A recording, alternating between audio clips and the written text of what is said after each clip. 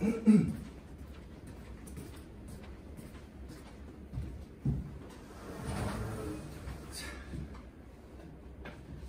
인사부터 드리고 시작하겠습니다. 안녕하세요. 네, 저는 서정국어 원장 서정욱이고요.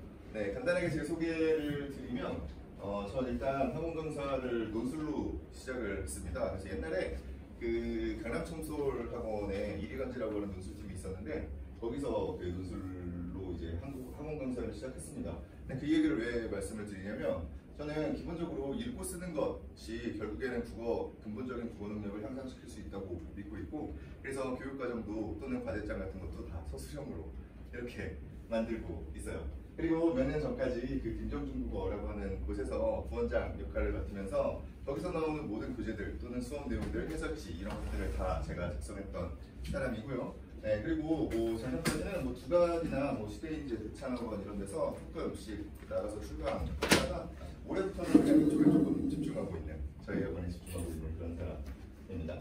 네, 오늘 설명에는 일단 수능국어에 대한 관심들이 많으실 테니까 네, 수능국어에 대한 설명인데 수능국어가 도대체 어떤 성격을 가지고 있는지, 그리고 이 수능국어를 풀기 위해서 어떤 능력이 필요한지에 대해서 조금 더 깊게 생각을 해보시는 과정이었으면 좋겠어요. 뭐 유행처럼 뭐 배경 지식이 필요하다는 둥, 또는 그 어렸을 때부터 독서량이 뒷받침되지 않으면 안 된다라는 이런 얘기들이 엄청나게 팽배해 있는 그런 세상이고요. 네, 근데 실제로 그런지 한번 문제도 한번 보고 네, 그러면서 한번 천천히 생각을 해보셨으면 좋겠습니다. 네, 오늘 순서는 학원 간단하게 소개를 하고요. 그 다음에 교육 목표를 잡기 위해서 수학능력 시험이 가지고 있는 성격을 이야기하면서 문제도 몇 개 그냥 볼 거예요. 일찍 오셔서 이거 자료 보신 분들은 아시겠지만 문제가 몇 개 있죠? 네. 그리고 나서 저희 학원의 그 교육과정과 수업과 관리가 어떻게 진행되는지 설명을 드린 다음에 마지막으로 질문과 답변 시간을 갖도록 하겠습니다.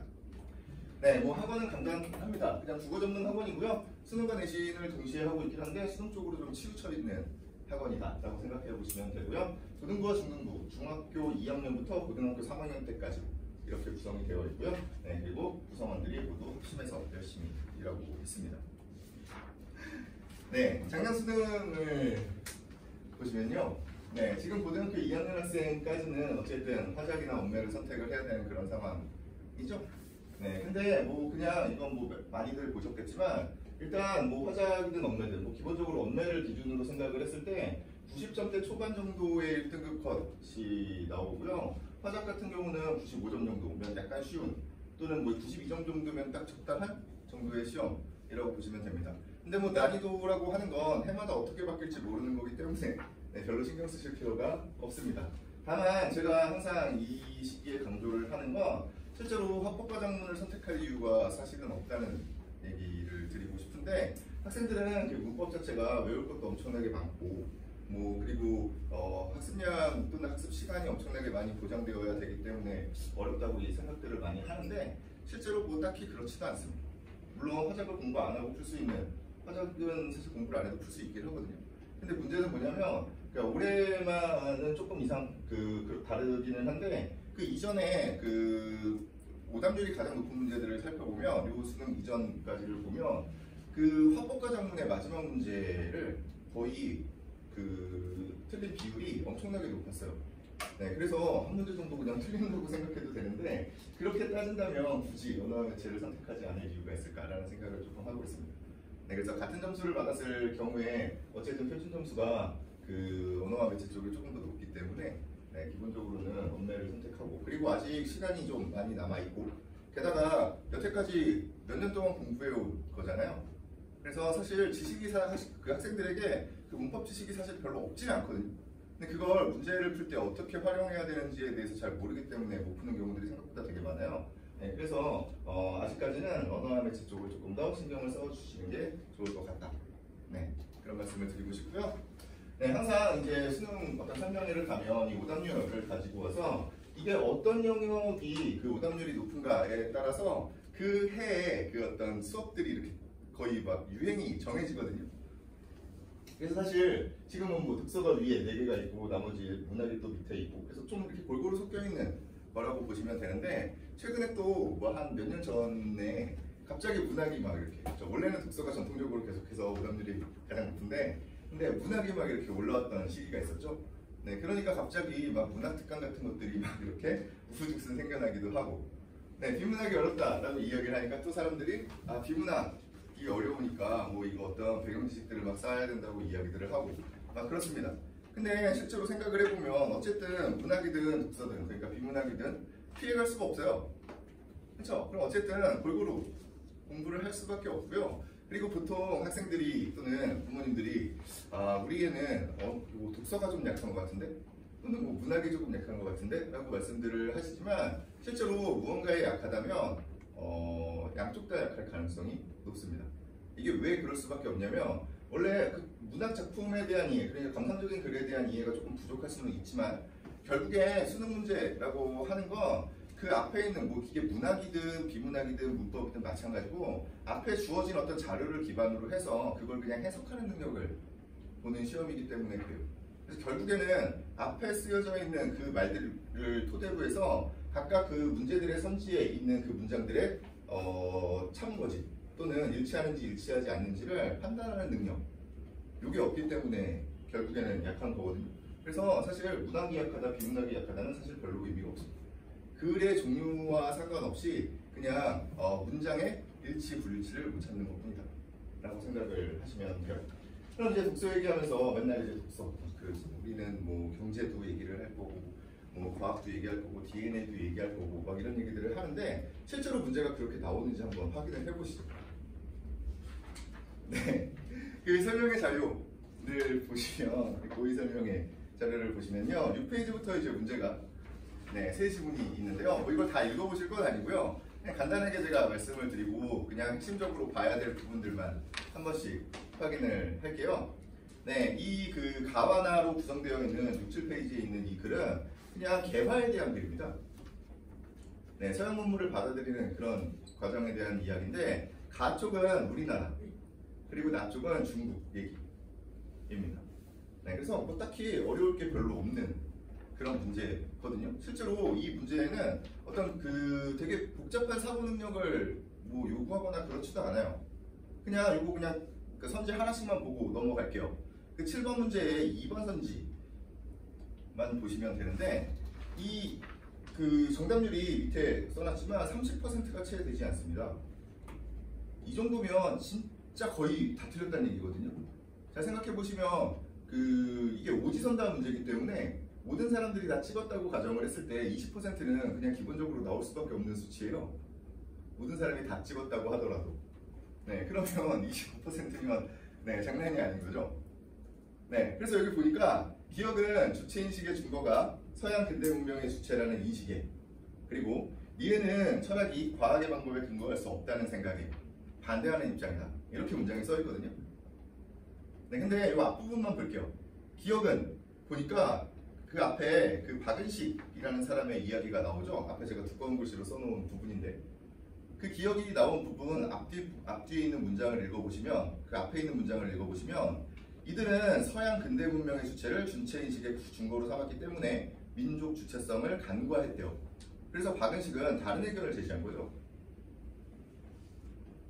이 앞에 서양 근대 문명의 주체를 주체인식의 준거로 삼았기 때문에 라고 하는 말이 결국에는 두 번째 그 선지에 있는 주체인식의 준거가 서양 근대 문명의 주체라는 인식과 동일한 거죠. 그렇죠? 네, 그래서 다른 사람들은 그 A 때문에 A라고 하는 것 때문에 민족 주체성을 간과했어요. 그래서 박은식이라고 하는 사람은 그러면 A를 반대하고 민족 주체성이라고 하는 것을 강조했겠죠. 맥락이 그렇게 되어 있는 거예요. 그렇죠? 네, 그래서 당연히 이 인식에 반대하는 입장이 맞거든요. 그렇죠? 근데 학생들이 이 문장을 읽을 때 어떻게 읽냐면 요 뒤에 이 2번 선지를 읽을 때 어떻게 읽냐면 기억은 주체인식의 준거가 서양 근대 문명의 주체라는 인식이야. 이렇게 읽어요. 그리고 뒤에는 정상적으로 읽을 수 있죠. 니은은 철학이 과학적 방법에 근거할 수 없다는 생각에 반대하는 입장이다. 이렇게 나눠요.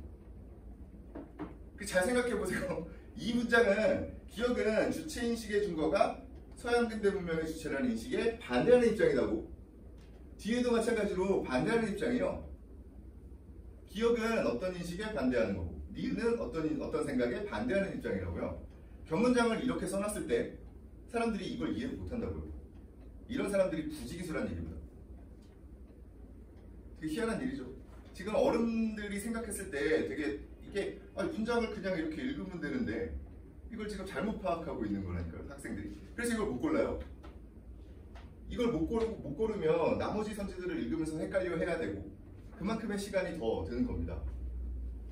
사람들은 뭔가 맨날 사람들이 이제 자기들은 이거 문제 푸는데 한 지문을 날렸다, 시간이 부족하다라고 이야기하지만 시간이 부족한 건 정확하게 읽지 못하기 때문이에요. 이건 시간이 부족하다고 해서 어떤 지문은 무조건 몇 분 안에 풀어야지 뭐 이렇게 접근해서는 해결이 되지 않는다는 얘기입니다. 네, 뒤에 있는 문제는 더 쉬운데요. 더 쉬운데 1등입니다. 지금 1번 선지만 보실 건데요. 1번 선지에서 가에서 한성순보를 가능한 취지는 서양에 대한 반감을 줄이는 데 있대요. 가에 한성순보가 어디 나오냐면 두 번째 문단에 두 번째 줄에 나오죠. 반서양 정서의 교정을 위해서 한성순보를 발간했다. 맞는 얘기죠? 맞나요? 네, 그래서 한성순보를 발행한 취지는 맞아요. 네, 그리고 그 뒤에 그 보기에서 정부가 서양의 생산기술 도입으로 변화하게 될 마을을 홍보한 취지가 있는데 이 취지와 저쪽 취지가 동일한지 아닌지를 판단하는 거죠. 그럼 이제 또 찾아보면 되죠. 보기에서 정부가 마을을 왜 홍보했는지. 네, 위에 보니까 한 두 번째 줄부터 읽어보시면 좋은데요. 두 번째 줄에 맨 뒤에 보니까 마을 사람들은 정책의 필요성에 공감을 했어요. 서양의 생산기술을 도입하는 그 정책을 필요성을 공감을 했다고요. 이 사람들에게는 반서양 문화, 서양 문화에 대한 어떤 반감이 없어요. 애초에. 그렇죠. 근데 이쪽에서는 자신들이 발전을 이뤄낼 수 있다는 어떤 확신이 부족했던 것 뿐이죠. 그래서 이쪽의 취지는, 이쪽에서 홍보한 취지는 뭡니까? 결국에 마을 사람들을 독려하기 위해죠. 됐나요? 한성순보를 간행한 취지는 서양에 대한 반감을 없애기 위한 거고요. 이쪽에서 마을을 홍보한 건 사람들을 독려하기 위해서라고요. 이게 일치합니까? 일치하지 않죠. 답 1번이요. 이렇게 풀면 10초면 끝나는 문제라고요, 사실. 근데 이런 문제를 사람들이 못 푼다는 거예요. 그리고 나서 이런 문제들을 사람들이 못 푸니까 배경 지식을 쌓아야 된다고 이야기를 하고 있는 겁니다. 그럼 뭘 배우실 거예요? 세계사 배우실 거예요? 국사랑 세계사를 배워야 국사야 뭐 어쨌든 공통 과목이 들어가니까 상관이 없지만 세계사 갑자기 배울 겁니까? 아니잖아요. 네, 이런 식이요. 그냥 문장만 제대로 보면 풀 수 있는 유형의 문제다. 수능 문제는 실제로 어려운 문제가 아니다 라고 하는 인식이 먼저 깔려 있어야 합니다. 네, 두 번째는 그 작년 그 이전 해 가장 어려웠던 문제인데요. 이것도 뭐 그냥 간단하게만 볼 겁니다. 이건 데이터를 처리하는 방식에 대한 이야기입니다. 근데 그 데이터를 처리를 할 때 뭔가 이상한 수치가 포함되어 있을 때 어떻게 그걸 수치화할 수 있느냐에 대한 뭐 그런 얘기거든요. 네, 그래서 뒤에 요 뭐 내용을 알 필요도 없고요. 요 일단 보시면 윗글에 A 기법이라고 하는 것과 그 보기에 B 기법, 어떤 두 개의 기법을 갖다 놓고 비교 대조를 하라는 거거든요. 네, 근데 4번 선지랑 5번 선지 두 개만 볼 거예요. 4번 선지를 보는 이유는 4번 선지가 정답보다 더 많은 선택 비율을 가지고 있기 때문에 네, 4번 선지를 하나 볼 건데요. 4번 선지에 보시면 A 기법은 이상치의 개수가 문턱값보다 적으면 후보 직선을 버린다 라고 하는 표현이 있어요. 문턱값은 어쨌든 그 어떤 경계가 되는 값이죠. 네, 근데 그 앞에 나옵니다. 다시 앞으로 돌아가서 어떤 부분이 있냐면 그 밑에서 한 5번째 줄, 6번째 줄에 보시면 여기는 뭐라고 써 있냐면 정상 치집합의 점의 개수가 미리 정해둔 기준인 문턱값보다 많으면 후보 직선을 최종 후보군에 넣는다 라고 되어 있어요. 맞나요? 네, 그리고 그 뒤에 반대로 점의 개수가 문턱값보다 적으면 후보 직선을 버린다 라고 되어 있어요. 이쪽은 그 정상 치집합의 점의 개수를 기반으로 하고 있는 거죠. 만약에 그냥 10개의 수치가 있으면 정상이 뭐 7개고 그 이상치가 3개다 뭐 이런 식이에요. 그냥 어떤 수치일 뿐입니다. 더 어려울 게 없어요. 근데 어쨌든 이쪽에서는 지금 그 정상 치집합의 점의 개수를 기준으로 이야기를 하고 있죠. 맞아요?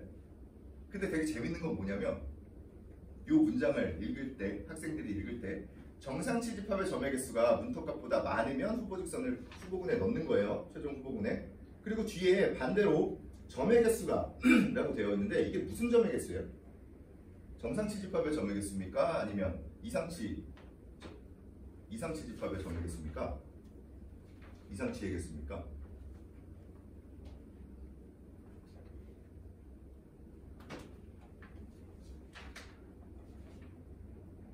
사람들이 이걸 이상치라고 생각을 해서 후보직선을 버린다라고 이야기를 하고 있는 거예요. 이거 잘 생각해 보세요. 문장 자체가 정상 치집합의 점의 개수가 문턱값보다 많으면, 그리고 문장 자체가 반대니까 정상 치집합의 점의 개수가 문턱값보다 적으면 이 돼야 된다고요. 사람들이 그냥 중간에 이 반대로 뒤에 점의 개수라고 이야기를 할 때 그 앞에 정상 치집합의 라고 하는 똑같이 반복되고 있는 거기 때문에 생략한 건데, 그렇게 되어버리면 사람들이 이 점의 개수가 어떤 점의 개수인지를 판단하지 못한다는 얘기입니다. 네, 이 정도예요. 어렵지가 않죠. 그래서 이상치의 개수가 문턱값보다 적으면 후보직선을 버린다 라고 이야기를 하고 있는데, 이건 사실 정상치의 개수가 문턱값보다 적을 때 버리는 거죠. 간단하게 생각을 하면. 네, 그러면 뭐 생각을 더 해볼 수도 있죠. 혹시 잘 모르겠으니까. 그럼 이상치의 개수가 문턱값보다 적을 때는 어떤가? 그냥 하나의 상황을 가정을 해놓으면 돼요. 총 10개가 있고, 그리고 문턱값이 6이야. 그리고 정상치가 7개, 그리고 이상치가 3개다 라고 생각을 해보시면 이상치의 개수가 결국에는 문턱값보다 적은 거잖아요. 그렇죠? 근데 정상치의 그 개수가 문턱값보다 많은 상황이 되어버리죠. 네, 그러면 후보직선을 버립니까? 버리지 않죠. 취하죠. 네, 그냥 이런 유형이에요. 그러니까 문장을 가지고서 앞에 써 있는 내용과 비교대조하는 거라고. 수능 문제라는 게. 네, 5번 선지는 더 황당하거든요. 이게 정답인데요. 더 황당해요. A기법에서 후보직선의 정상치 집합에는 이상치가 포함될 수 있대요. 네, 근데 그러면 이제 A기법을 잠깐 살펴보면 되죠. 그렇죠? A집합의 정상치 집합을 어떻게 만드는지 봤더니, A기법은 앞에 보시면 마지막 문단의 첫 번째 줄의 맨 뒷부분이에요. A기법은 두 점을 무작위로 골라서 정상치 집합으로 가정을 했대요.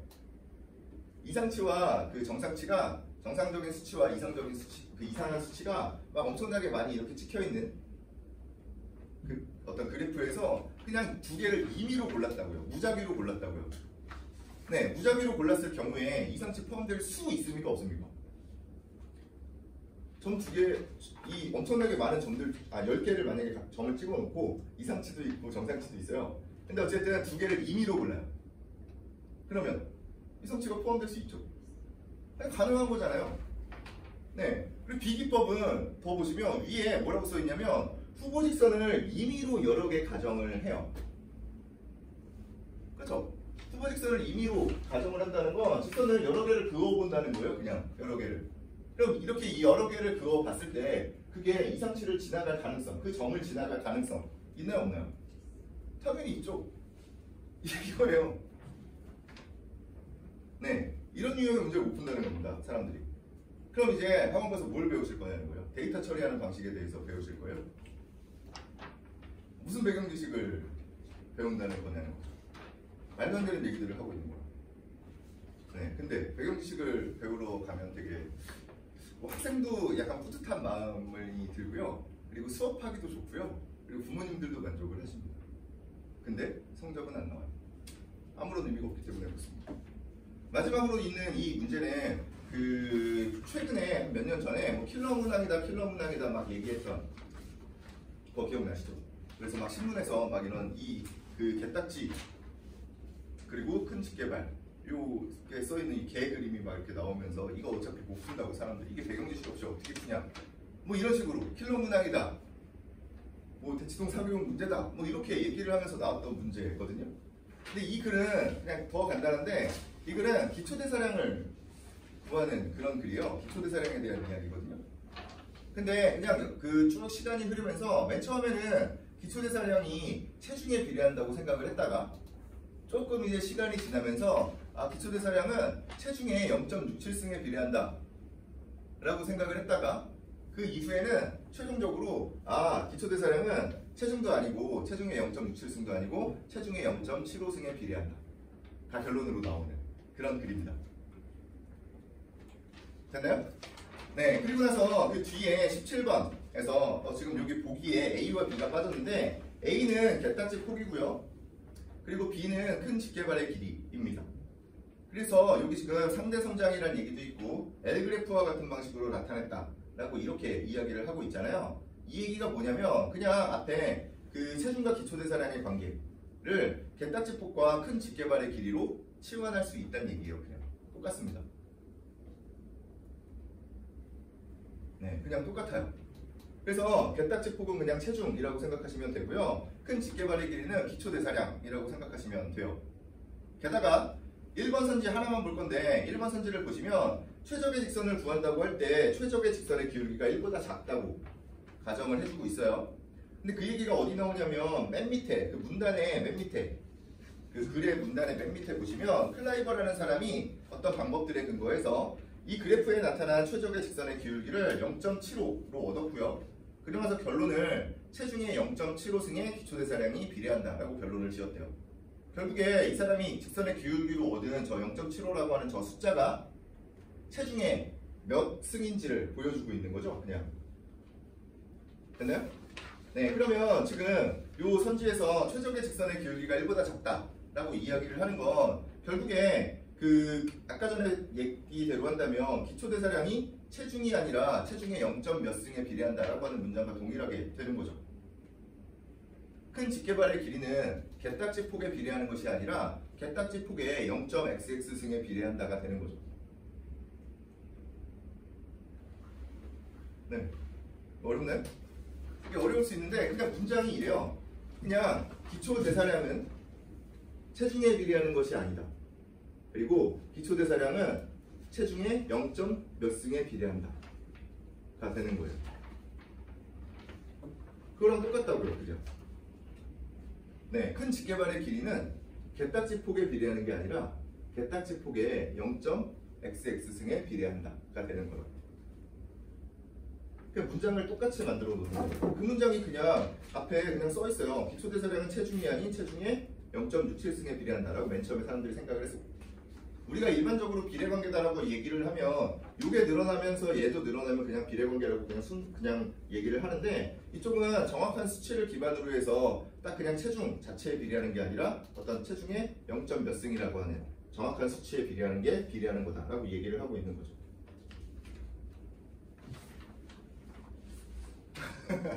이 문장은 그 밑에 써 있는 문장을 보시면 조금 더 이해가 쉬울 겁니다. 지금 맨 밑에 문장 재구성이라고 써 있는 부분 보시면 기초대사량은 체중이 아니라 체중의 0.67승에 비례한다. 그리고 그 이후에는 동물의 체중의 0.75승에 비례한다가 되어 있죠. 근데 그래서 그걸 바꾸는 거예요. 그냥 A와 B로. A는 개딱지 폭에 큰 직계발의 길이가 비례한다고 볼 수 없겠군 이라고 하는 문장을 체중의 기초대사량이 비례한다고 볼 수 없겠군 이라는 문장과 동일한 문장이라는 거예요. 기초대사량은 체중에 비례하는 게 아니잖아요.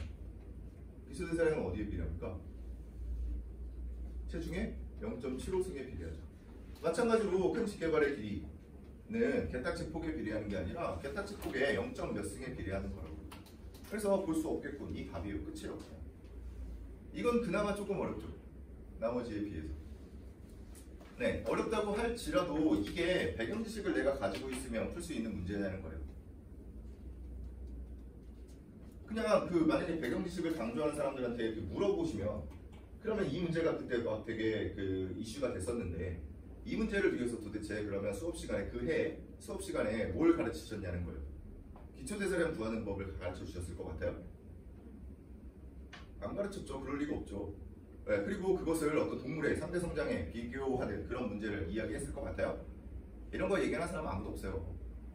애초에 그 배경 지식이라고 이야기를 하면 사람들이 뭐 DNA의 구조라든지 뭐 아니면 뭐 경제 아니면 뭐 법, 뭐 철학 이런 것들 얘기합니다. 여기에 나와 있는 가장 어려웠던 문제들, 이런 유형의 문제들에 대해서 배경 지식이 전혀 필요가 없어요.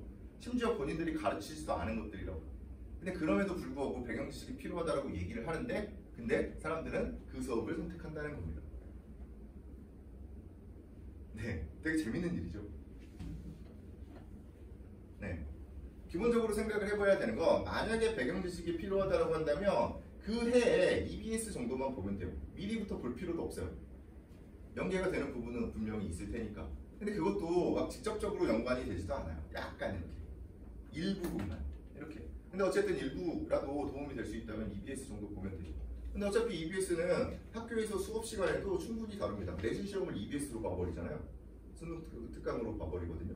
네, 그래서 충분히 볼 수가 있어요. 그래서 애초에 우리가 준비해야 되는 건 무언가 글 자체를, 문장 하나하나를 어떻게 끊어서 볼 것인가에 대한 생각을 해봐야 되는데, 사람들은 다 그냥 배경 지식, 뭐 독서량이 부족해서요, 시간 재고 풀어 이러고 있는 겁니다. 근데 그런 거 좋아하시잖아요. 이게 문제라는 거예요. 네. 그럼 이제 반대로 제가 그냥 다 양보를 해서, 그냥 배경 지식이 한번 필요하다고 그냥 그래 뭐 내가 필요하다니까 그래 필요하다고 칩시다, 이렇게 얘기를 해요, 그 선생님한테. 그러면 제가 이제 한번 궁금한 건 뭐냐면, 만약에 경제에 대한 배경 지식이 필요하다면 그걸 왜 국어 시간에 가서 배우고 있냐는 거예요. 경제가 내가 경제를 모르기 때문에 내가 이 경제 문제를 못 푸는 것 같아. 그러면 경제에 대해서 경제 선생님한테 가서 배우면 되잖아요. 그것만큼 확실한 게 어딨어요? 제가 경제 선생님보다 경제를 잘 가르칠 수 있을까요? 그럴 리가 없잖아요. 그렇죠? 그래서 전문가가 있는데 왜 굳이 그 본인이 그 배경 지식을 여기서 얘기를 하고 있냐는 거예요. 네, 되게 재밌는 일인 거죠. 생각해보면 되게 재밌는 일인데, 네, 세상이 재밌게 돌아가는 거죠. 네, 그래서 뒤에 이제 수능과 내신에 대한 비교를 통해서 수능 시험이 가지고 있는 특징을 조금 더 명확하게 생각해 보실 필요가 있는데, 실제로 뭐 오늘 저도 뭐 수능 국어 설명회 얘기를 하지만, 수능 국어다라고 이야기를 하면 사람들이 그 설명회에서 여태까지의 내신은 사실은 별것도 아닌 그런 시험이요, 그냥 암기만 하면 되는 시험이요, 이제부터의 어떤 수능 시험은 엄청나게 고차원적인 사고방식을 요구하는 되게 훌륭한 수업이 될 거야, 그리고 이런 것들을 잘 따라와야 돼, 막 이런 식으로 얘기를 할 텐데, 실제로 어떤 난이도나 아니면 어떤 학문적인 깊이를 생각해보면 사실 내신 시험이 훨씬 더 어려운 시험이에요. 수학능력 시험은 어려운 시험이 아니에요. 이게 왜 그럴 수밖에 없냐면, 일단 기본적인 국어 능력은 그냥 동일하게 요구를 하고 있어요. 근데 그 내신 시험은 지문이 미리 제공이 돼요. 그리고 수업도 하죠. 그렇죠? 그러면 뭔가 지식이 계속해서 전달이 되는 거죠. 지식이 전달된다는 건 결국에 그걸 가지고서 외워야 할 내용도 있고, 그리고 전반적인 어떤 흐름에 대한 이해도 필요하다는 거예요. 조금 더 깊이 진짜 문학, 학문 쪽으로 접근을 하는 거죠.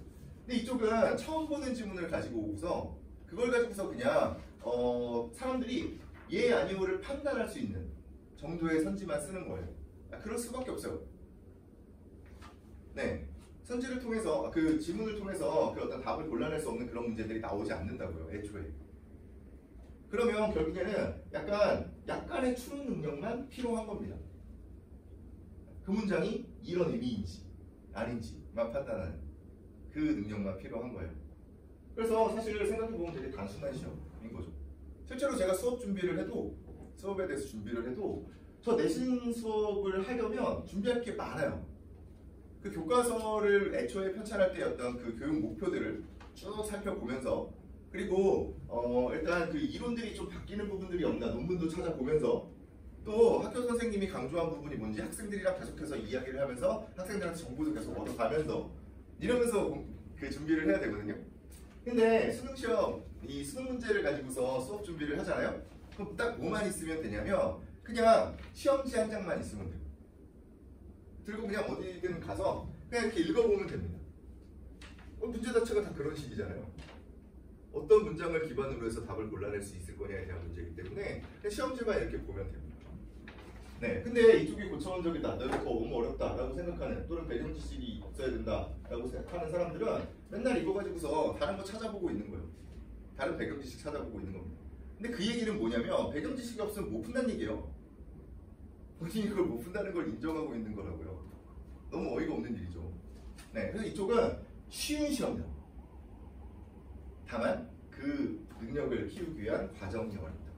요거 고차원적인 시험이 아니다. 요것만 인지를 하고 계시면 됩니다. 네, 그래서 교육과정 평가원에서 밝힌 수학능력 시험이 가지고 있는 성격인데요. 대학 교육에 필요한 수학 능력을 측정한다라고 되어 있어요. 그래서 대학 교육이 뭔가 전문 지식을 배우는 거죠. 진짜 지식을 배우는 거예요.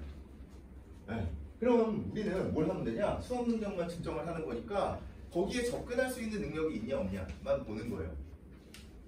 국어과를 기준으로 생각해보면 그 글을 읽어낼 수 있냐만 물어보고 있는 거라고. 네. 그리고 고등학교 교육과정의 내용과 수준에 맞는 출제다라고 이야기를 하고 있기 때문에 이 교육과정의 내용을 계속해서 살펴볼 수밖에 없는 거고요. 그리고 개별 고급의 특성을 바탕으로 해서 신뢰도와 타당도를 갖춘 시험이다 라고 이제 밝히고 있죠. 근데 이 신뢰도와 타당도에 대한 얘기는 조금 생각해 보실 필요가 있는데, 실제로 이 수능 시험이라고 하는 건 사람들이 되게 많이 얘기하는 그 문해력만 있으면 풀 수 있는 문제거든요. 문해력만 어느 정도 수준 이상이 되면 그냥 다 맞을 수 있는, 한두 개는 실수로 틀릴 수도 있겠지만 다 맞을 수 있는 그런 시험입니다. 그러면 결국에 우리가 교육 목표로 해야 되는 거 문해력을 향상시키는 그런 교육을 해야 되는 거죠. 그렇죠? 근데 주변에 만약에 그 문해력과 관련되어 있는 관련된 어떤 일을 하시거나 아니면 뭐 국어과 전공을 하시는 분들이나 아니면 뭐 기타 등등 그쪽에 조예가 깊으신 분들이 만약에 있다면 대신 친한 사람이어야 돼요. 어디 학원 가서 뭐 이렇게 상담받는 거 말고요. 네, 친하고 진짜 진정성 있는 그런 사람이 있다면 한번 물어보세요. 만약에 우리 애가 문해력이 좀 떨어지는 것 같은데 이걸 어떻게 문해력을 키워주지? 라고 얘기를 하잖아요. 그러면 진심으로 이야기하는 사람들은 다 뭐라고 얘기를 할 거냐면 그 학생에게 그냥 일정 수준 이상의 좋은 글을 읽혀보고 스스로 읽게 하고 그 다음에 그걸 바탕으로 해서 무언가 정리를 한 줄이든 두 줄이든 좋으니까 계속해서 정리하고 요약하는 그런 습관을 갖게 하고, 그리고 그걸 누군가가 한 번씩 봐주고 조금 더 좋다면 그걸 가지고 같이 이야기를 해보고 이겁니다. 근데 제가 거짓말하는 것 같지만 실제로 그 어떤 문해력에 대한 이야기를 하거나 아니면 국어 능력을 향상시킬 수 있는 그런 방법에 대해서 이야기하면 진짜 많은 사람들이 거의 100명이면 10중 8구, 그러니까 한 80~90%가 그렇게 이야기를 할 거예요. 실제로 이 생각은 옛날부터 이어진, 진짜 몇십 년, 몇백 년 동안 이어진 그런 생각이에요. 애초에 어떻게 공부를 해야 될지에 대한 생각은 이미 공감대가 형성이 되어 있다는 겁니다. 근데 문제는 뭐냐면 일단 그걸 수업으로 구현하기가 힘들고요. 그리고 수업에서 무언가 돋보이기 위해서는 실제로 사실 되게 돋보이는 수업은 뭐냐면 제가 되게 똑똑한 사람처럼 보여야 되거든요. 그러기 위해서는 온갖 잡다한 지식을 얘기하잖아요. 그러면 사람들이 이 사람 되게 똑똑하구나 라고 생각하는 경향이 있어요. 근데 실제로 이런 어떤 유형의 그 사람들이 뭐 저 같은 그 국어 강사인데 온갖 비문학 글들을 보니까 온갖 것들을 다 이렇게 잘 알고 있는 것 같은 그런 느낌이 들어요. 특히 학생들한테는. 근데 사실 알고 보면 그 전문가들과 얘기하면 한 30초 정도 이야기할 수 있습니다. 그 주제에 대해서. 그 정도 수준이라는 거예요. 근데 사람들은 그걸 되게 좋아하고 있는 거죠. 되게 재밌는 일이에요. 근데 어쨌든 그렇게 문해력을 향상시킬 수 있는 방법, 좋은 교육 방법에 대해서는 이미 공감대가 형성되어 있음에도 불구하고 왜 시험은 객관식으로 보냐는 거예요. 그게 바로 이 신뢰도와 타당도 때문입니다.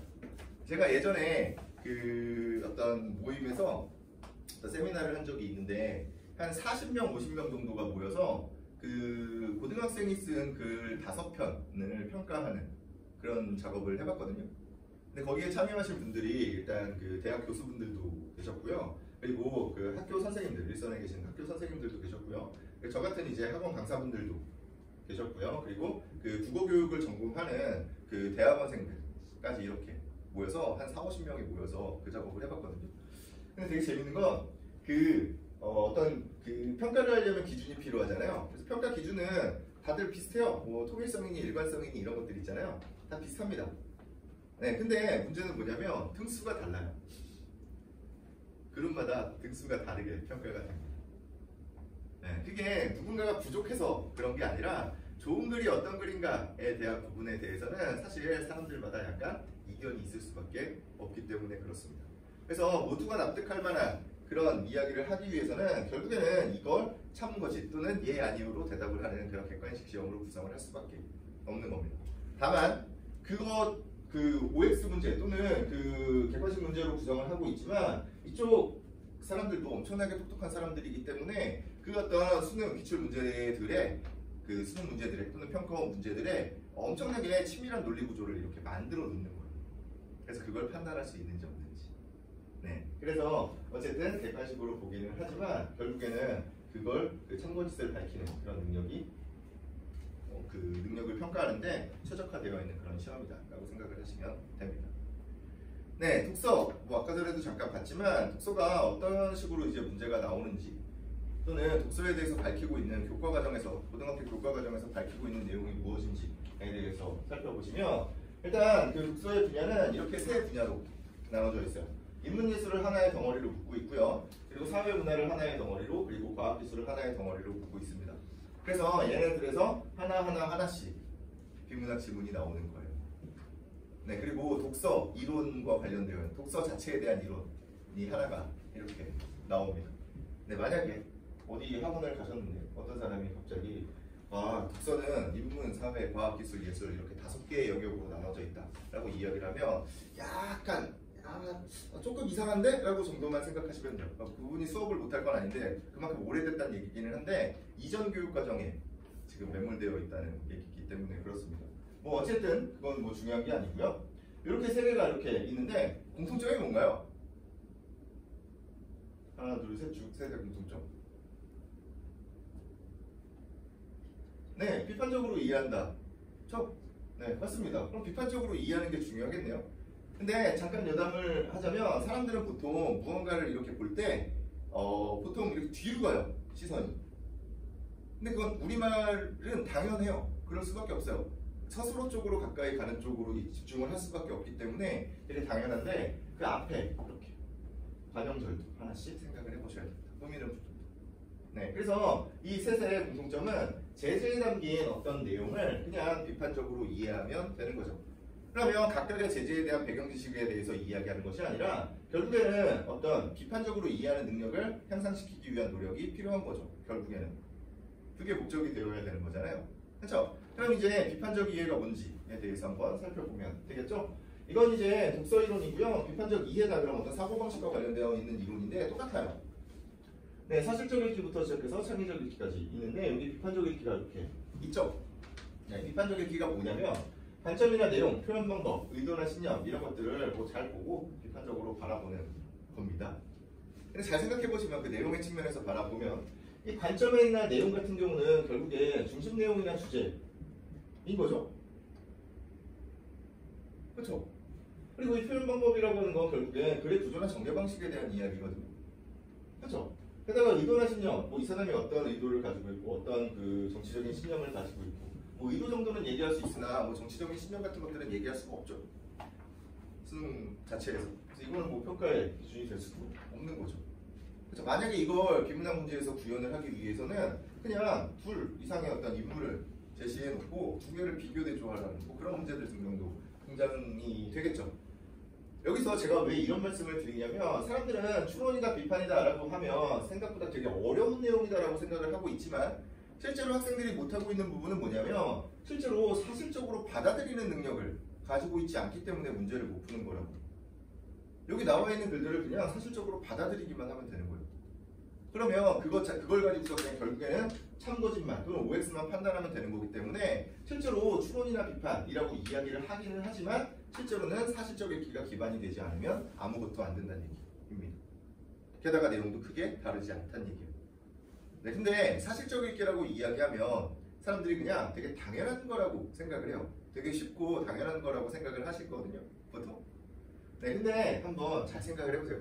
가슴에 손을 얹고 한번 생각해 보시면 좋은데 나는 어떤 글을 볼 때 나의 어떤 가치관이나 배경식 같은 것들을 일단 배제하고 그 상태에서 글을 먼저 사실적으로 받아들인 후에 그 다음에 내가 가치관을 또는 배경식을 투영해서 해석을 하시는지 그런 사람이었습니까? 그렇죠? 다들 애초에 글을 읽을 때 글을 선택하는 것부터 네, 다 어떤 본인의 어떤 가치관이 개입이 돼요. 그러면 그 글 자체에 대해서 왜곡된 그런 어떤 해석을 내놓을 가능성이 높습니다.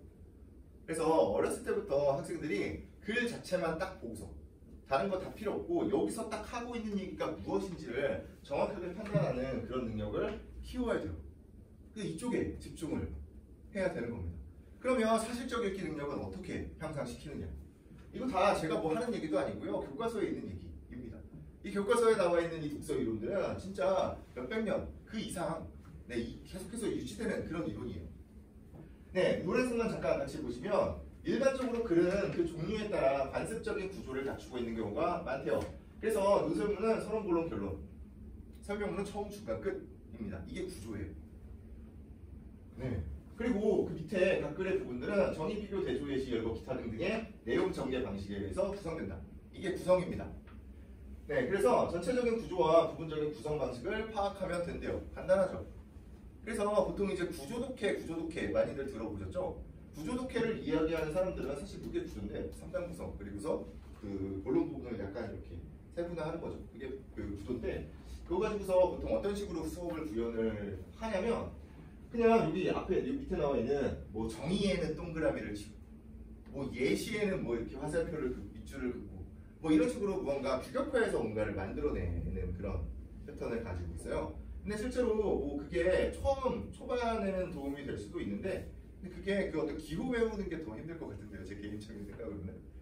그러면 이제 요거 정의, 비교, 대조, 예시, 열거 이런 거 어려운 거 아니냐? 그럼 당연히 그렇게 해주는 게 좋지 않을까? 라고 생각을 하시겠지만 실제로 이게 그 교육과정에서 어디에 포함되어 있냐면 물론 교과과정이 쭉 이렇게 펼쳐져 있으면서 고등학교 3학년 때까지 쭉 펼쳐져 있으면서 중간중간에 뭐 논설문이든 설명문이든 나오면 계속해서 나오는 얘기예요. 반복적으로 계속해서 나오는 얘기긴 한데 요걸 그냥 이 그 어떤 내용 전개 방식에 대해서 한 담원으로 묶어서 이걸 설명하는 부분은 중학교 2학년 때 있는 과정입니다. 실제로 어려운 부분은 아니라는 겁니다. 네, 그래서 충분히 그냥 사람들이 할 수 있는 그런 부분이에요. 그래서 결국에 글 전체를 완전히 이해하려면 읽은 내용을 자신의 말로 요약하면서 종합하거나 재구성할 수 있어야 한다. 입니다. 이게 우리의 목표가 돼야 되는 거예요. 네, 그러면 학생들에게 뭘 시키면 되는 거예요? 글을 읽게 하고요. 그 다음에 그걸 요약, 정리, 재구성을 할 수 있게끔 만들어주면 되는 거죠. 그리고 그걸 봐주는 게 사교육의 역할. 사실 이건 사교육만의 역할이 아니라 모든 사람들이 같이 해주면 제일 좋죠. 학교에서도 그런 수업들을 했으면 좋겠지만 네, 잘 안 하고 집에서도 그 이렇게 그냥 어떤 글 이게 뭐 딱 그 어떤 이렇게 글로 써 있는 그런 부분만 이야기하는 건 아니잖아요. 어떤 주제에 대해서 같이 이렇게 얘기도 좀 해보고 TV에 나오는 뭐 이렇게 뉴스 보다가도 또는 뭐 드라마 보다가도 사람의 감정에 대해서도 같이 이야기를 좀 해보고 네, 그런 과정들만 있으면 실제로 별로 어렵지는 않다는 겁니다. 그래서 그냥 독서의 목표는 잡혀 있는 거죠. 이걸 교육을 하면 돼요. 이걸 실제로 교육 방법으로 구현을 하면 됩니다. 되게 단순한 거죠. 네, 또 문법 쪽 되게 어려워하시니까 그냥 잠깐만 말씀을 드릴게요.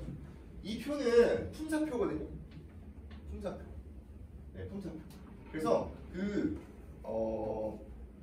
문법 공부를 하면 제일 처음 보게 되는 그 표입니다. 명사, 대명사, 수사 이런 것들이에요.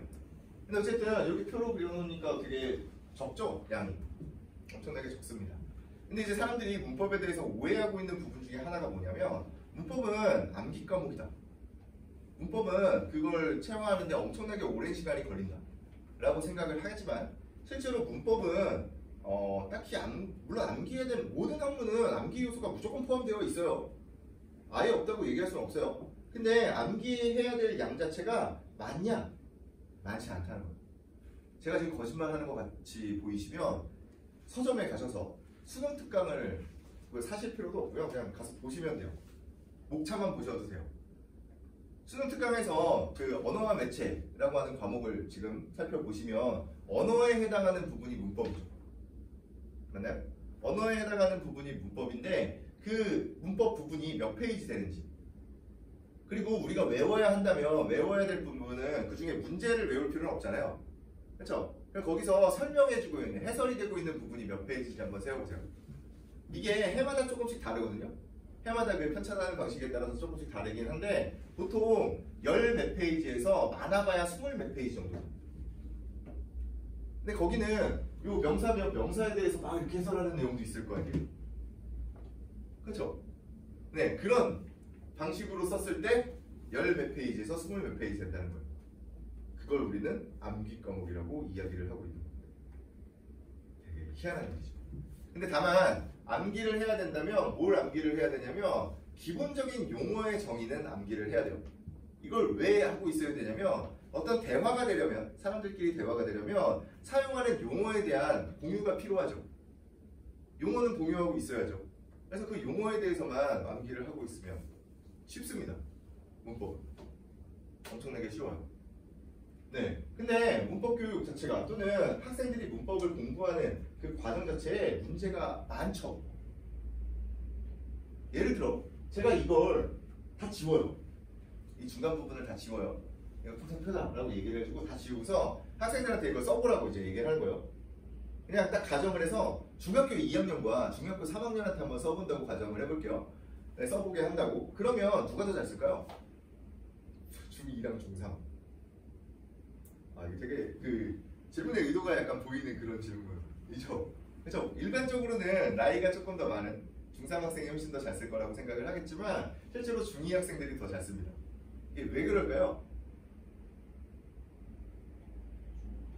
네, 실제로 이건 중1 때 배우는 거거든요. 네, 배운 지 얼마 안 됐기 때문에 그렇습니다. 이 얘기는 그냥 우리가 웃어 넘길 수 있는 그런 얘기이기는 하지만 잘 생각해보면 되게 심각한 문제예요. 학생들은 어떤 표가 있으면 그냥 이걸 외우고서 넘어가면서 점점 까먹는다는 거예요.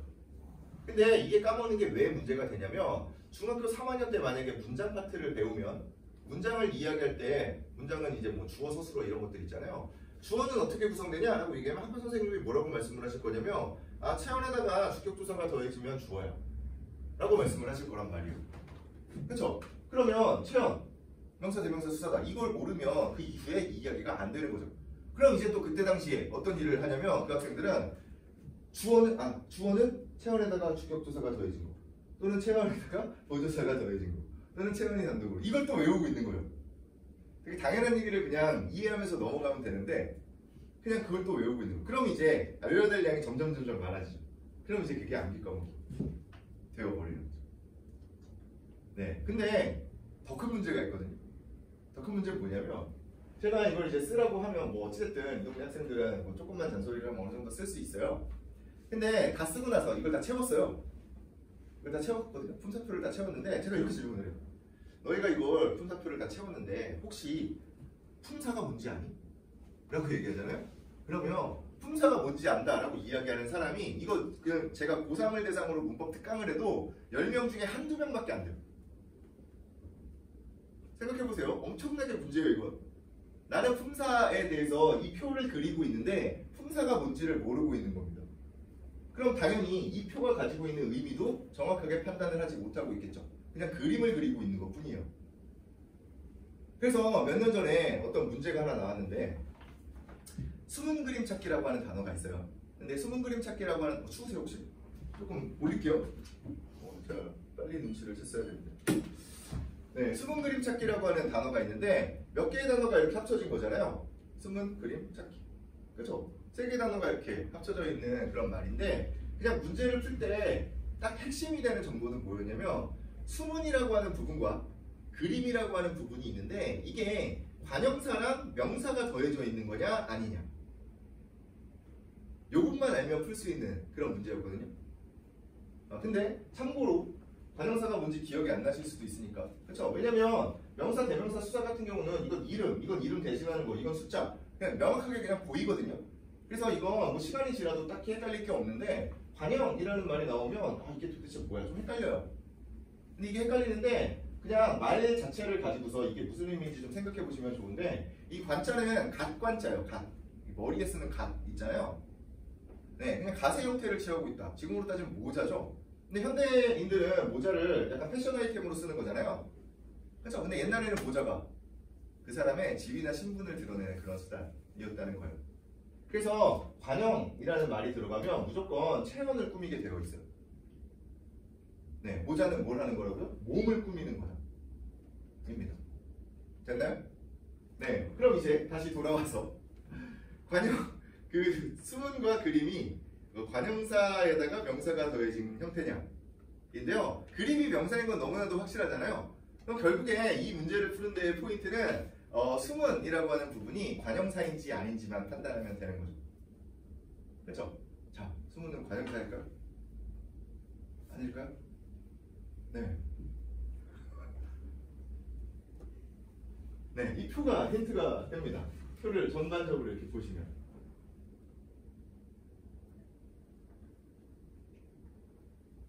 네, 뭔가를 꾸미는 말은 맞죠? 그렇죠? 근데 형태가 변하지 않는 말인가요? 변하죠. 이거 사실 모국어 사용자이기 때문에 훨씬 더 쉽게 접근을 할 수가 있는데, 제가 수문이라는 단어를 모른다고 가정을 했을 때 제가 수문을 국어사전을 찾아요. 그러면 수문을 국어사전을 찾으실 때 수문을 찾으십니까? 네, 수문을 찾으시는 분이 단 한 명도 없다고요. 다들 숨따를 찾죠? 숨따를 찾는데 결국에 숨따와 수문은 같은 단어라는 얘기잖아요. 그러면 숨따라고 하는 기본형, 그러니까 그런 형태에서 수문이라고 하는 형태로 바뀌었다는 거죠. 형태가 바뀌었기 때문에 불변어는 될 수가 없는 거죠. 가변어가 될 수밖에 없는 그런 상황이라고요. 그러면 이 수문이라고 하는 부분이 관형사인지 또는 뭐 동사인지 형용사인지 뭐 이런 거, 그러니까 동사인지 형용사인지를 구별할 필요도 없다고요. 그냥 관형사가 아니구나만 판단하면 되는 문제예요. 그런 문제들을 사람들이 뭐 진짜 막 30% 이런 식으로밖에 못 맞춘다는 말입니다. 그리고 나서 문법이 어렵고 문법이 암기 과목이라고 얘기를 하고 있는 거예요. 그게 재밌는 일이죠. 그래서 이 표에 대해서 이해만 할 수 있다면 당연히 쉽게 풀어낼 수 있는 문제임에도 불구하고 다들 이상한 얘기들 하고 있는 거죠. 그래서 이걸 가지고서 이제 그 당시에도 그 학원 강사들, 특히 이제 재종반 선생님들이 되게 분개를 했거든요. 되게 열받아 했어요. 왜 열받아 했냐면, 내가 이 학생들한테 이야기를 할 때 내가 관형사랑 관형어를 구별하는 그런 문제를 10번도 넘게 얘기를 했는데 이걸 틀려오냐 라고 얘기를 하고 있는 거예요. 근데 사실 그건 이 사람의 관점 자체도 문제가 있는 거예요. 애초에. 선생님이 보고 계시면 안 되는데, 뭐 어쨌든 관점 자체가 문제가 됩니다. 왜? 실제로 문제에서 요구하고 있는 바가 관형사이냐 아니냐를 물어봤다면 그건 관형사인지 다른 품사인지를 판단할 수 있게끔 사람에게 인식을 그렇게 만들어줘야 되는 게 교육인 거예요. 이게 관형사다 관형어다 얘기는 물론 그것도 나중에는 당연히 알고 있어야 돼요. 이걸 기반으로 해서 관형어, 무슨 어가 들어가면 주어 서술어와 같은 문장 성분에 대한 이야기입니다. 그래서 서로 다른 두 개의 영역을 가지고서 비교 대조를 해라라고 이야기하면 안 되는 거죠. 애초에 그냥 어떤 품사냐를 가지고서 판단을 하게끔 만들어줘야 된다는 겁니다. 그래서 애초에 학생들이 그냥 표만 외우고 있는, 그림처럼 외우고 있는 이런 상황에 대한 문제의식. 네, 그리고 교육도 마찬가지로 그렇게 제공이 되는 교육들에 대한 문제의식을 분명히 가지고 있어야 된다는 겁니다. 근데 이게 사실 학생들이나 아니면 부모님들에게도 어느 정도 문제가 있기도 해요. 뭐냐면, 제가 만약에 오늘 이제 품사를 수업을 했어요. 품사 수업을 다 한 다음에 제가 이제 자료를 이렇게 주는데, 학생들에게 이렇게 자료를 주면서 제가 한 20페이지에 걸친 이 어떤 요 정도의 어떤 하나의 프린트물을 막 이렇게 줄글로 써 있는 이런 프린트물을 이렇게 제공을 하는 것과, 제가 이걸 딱 그냥 요거 한 페이지에 표로 딱 그려서 이렇게 제공을 하는 거, 어느 쪽을 선호하시겠어요? 대부분의 경우에는 표를 선호하시겠죠. 네, 그게 학생들을 망치는 거죠. 이게 내가 외워야 되는 분량이 적어졌기 때문에 되게 좋다라고 생각을 하겠지만, 실제로 학생들이 해야 되는 일은 그 내용을 깊게 읽어보고 그 다음에 이 표를 보고서 내가 생각하는 것들을 이런 식으로 구현할 수가 있구나, 정리할 수가 있구나 라고 하는 것을 확인을 해야 되는 거죠. 이런 식의 교육법이 필요한 겁니다. 네. 그래서 결국에 수학능력 시험 또는 국어 시험을 잘 못 보는 이유는 애초에 잘못된 공부 방법들이 지금 이렇게 습관화되어 있기 때문에 그렇습니다. 네, 그래서 뭔가 단순히 암기를 통해서 무언가를 해결하려는 그런 시도들, 학생들은 기본적으로 어떤 사고방식을 가지고 있냐면, 뭐 사실 많은 사람들이 그렇긴 한데 어떤 것에 대해서 물어보면 그것에 대해서 다각도로 이렇게 접근할 수 있는 방법이 있음에도 불구하고 근데 딱 그냥 내가 머릿속에서 외워놓은 어떤 정보가 딱 있고 그것과 여기서 이야기하는 것이 일치하는지 일치하지 않는지만 판단을 하려고 해요. 내가 그래서 끄집어낼 수 있는지. 아까 전에 예를 들면 그냥 수문이라고 하는 단어가 잠깐만 관형사였나? 내가 저번에 외웠을 때 동사였나? 형용사였나? 이것만 생각을 하고 있다고. 조금 더 넓게 봐야죠. 형태가 변하는지 안 하는지만 보면 되는 겁니다. 조금 더 폭넓게 이렇게 공부하는 또는 폭넓게 이렇게 이해해 보려는 그런 습관들이 사실은 필요한 거죠. 네, 그래서 이제 보통 이제 고등학교 졸업할 때쯤 또는 이제 그 이후에 다들 사람들이 이야기를 하는 게 국어는 집을 팔아던 또는 다시 태어난 이런 얘기들을 하는 겁니다. 네, 그게 뭔 얘기냐면 그만큼 습관을 고치기 어렵다는 얘기입니다. 네, 실제로 다시 태어나는 듯한 그런 어떤 고통이 있어야만 하는 거죠. 왜냐하면 습관이라고 하는 건 고치기가 힘들어요. 네, 그게 사실 그 학생들만의 문제가 아니에요. 주변에서도 이렇게 이야기를 나누다 보면 진짜 무슨 말인지 하나도 모르겠는 얘기를 하는 사람들이 분명히 있고 중간중간에 핵심을 못 잡는 사람들이 되게 많습니다. 다 그냥 그런 식의 습관들을 가지고서 살아왔기 때문에 그래요. 대화가 안 통하는 사람들은 기본적으로 그런 성향들을 가지고 있습니다. 그래서 약간 그 젊은 학생들, 한 대학생들 정도 되는 사람들, 뭐 중고등학생도 마찬가지가 되겠지만 약간 사람들이 이렇게 말 안 통하고 이럴 때 장난식으로 사람들이 뭐라고 얘기하냐면 너 수능부가 몇 등급이냐고 얘기를 해요. 네. 얘 9등급이다 막 이러면서 막 놀리는 겁니다. 네. 그게 기본적으로 수능 시험이 가지고 있는 특징을 잘 보여주고 있는 거라고 생각을 하시면 됩니다. 네. 그래서 저희 학원 같은 경우에는 최대한 읽기와 쓰는 그런 어떤 과정들을 최대한 해서 결국에는 어떤 추론 능력을 배양하는 것을 목적으로 하고 있습니다. 최대한 소통하려고 시도를 하고 있습니다. 글로 소통을 하든 말로 소통을 하든 저희가 되게 싫어하는 부분들은 일방적으로 지식을 뭔가 주입을 한다거나 뭔가 단순하게 암기하는 그런 작업들 되게 싫어합니다. 그리고 문제도 막 엄청나게 많이 풀어보는 그런 것들 되게 싫어해요. 네, 그래서 뭔가 기계적으로 하루에 3개씩 무조건 풀어야 된다라고 이런 식으로 접근하는 방식을 엄청나게 싫어합니다. 그렇다고 해서 매일 3개씩 푸는 그 책이 나쁘다는 얘기는 아니에요. 그 책을 제대로 활용을 하기 위해서는 그냥 뭐 하루에 하나 정도? 아니면 뭐 일주일에 한 뭐 2-3개 정도? 요 정도 푸는 게 제일 좋아요. 하루에 3개씩 풀 필요가 없습니다. 일주일에 3개 정도 풀면 돼요. 그러면 너무 금방 너무 이제 풀 게 너무 많지 않냐? 라고 생각을 하시겠지만 그러면 고3을 대상으로 나오는 책만 사시면 돼요. 이게 뭐냐면 원래 모의고사와 관련되어 있는 책들 있잖아요. 그게 몇 년 전까지만 해도 다 수능이랑 그리고 평가원 모의고사 평가원에서 보는 6월 9월 시험만 가지고서 책들을 만들어냈었어요. 해설지들을. 근데 최근에 이제 어떤 일들이 한 몇 년 전부터 어떤 일들이 생기냐면 1, 2학년 학력고사들을 가지고서 문제를 만들기 시작을 하는 거예요. 그게 왜 그렇겠어요?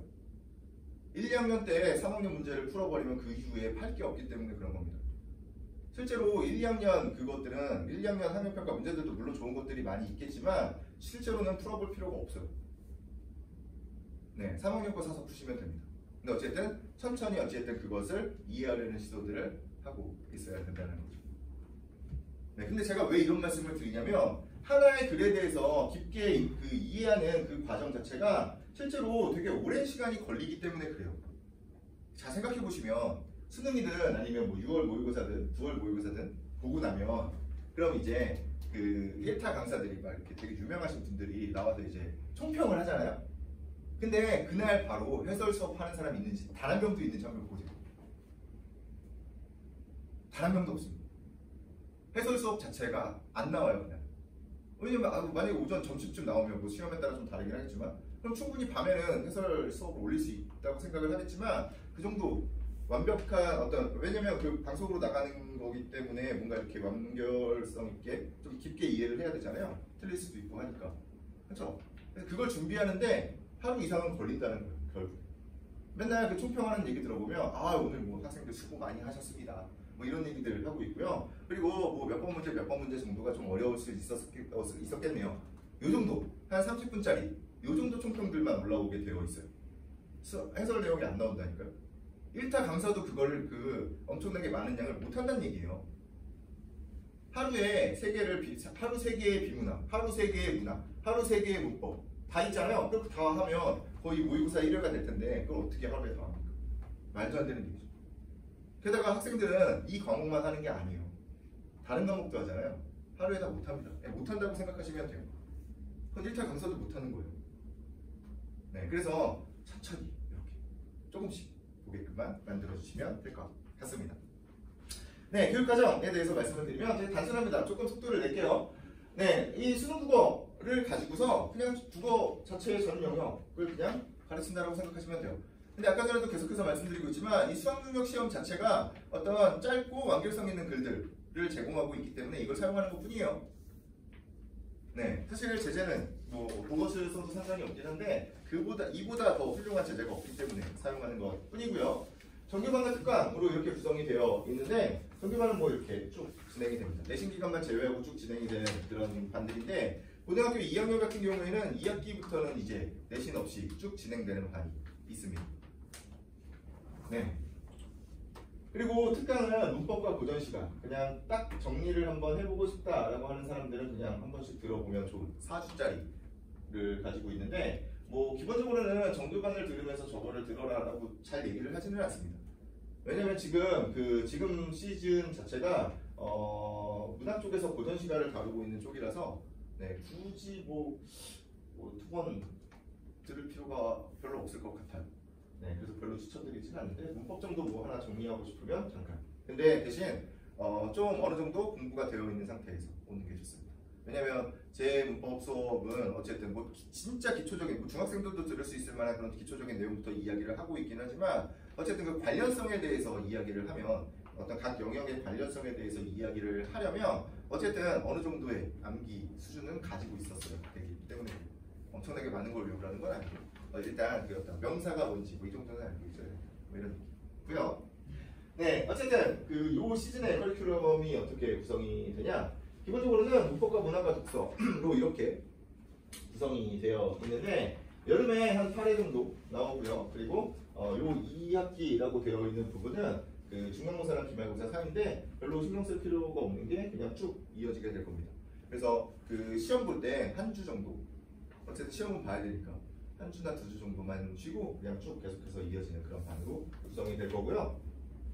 네, 문법 쪽은 중세국어 파트를 이야기를 할 거고요. 중세국어와 고전시가 쪽을 이렇게 합쳐서 중세국어 지식, 사실 교육 자체가 공교육에서 애초에 시도하고 있는 부분이 중세국어에 대한 기본적인 어떤 특성을 바탕으로 해서 저 고전시가 작품들을 읽어내라는 그런 의도를 가지고 있거든요.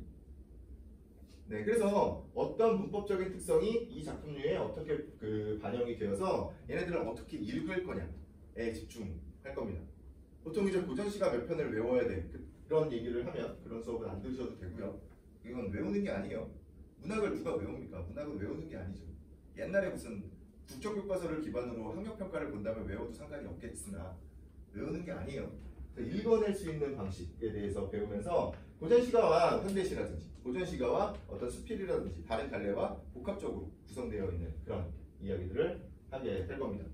네, 그리고 독서 같은 경우는 뭐 고난도라고 써있긴 한데 뭐 아까 전에 나온 그런 정도의 유의 문제들 네, 물론 이제 오답률이 엄청나게 높은 문제들을 가지고 와서 어쨌든 방학 때 조금 더 시간이 있을 거 아니에요.